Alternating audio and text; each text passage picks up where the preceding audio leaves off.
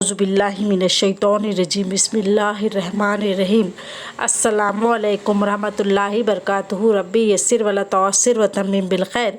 आज हम लेंगे या से शुरू होने वाले अल्फाजों मैंने।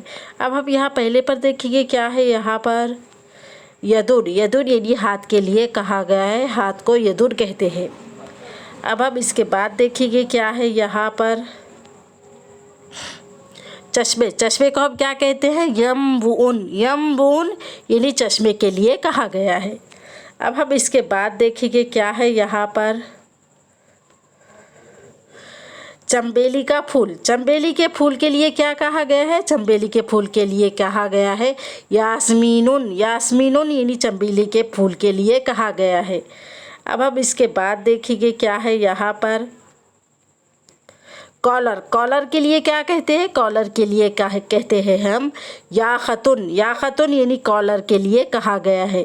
आज हम यहाँ तक ही लेंगे, इसके आगे के एपिसोड में हम आपको बाद में बताएंगे।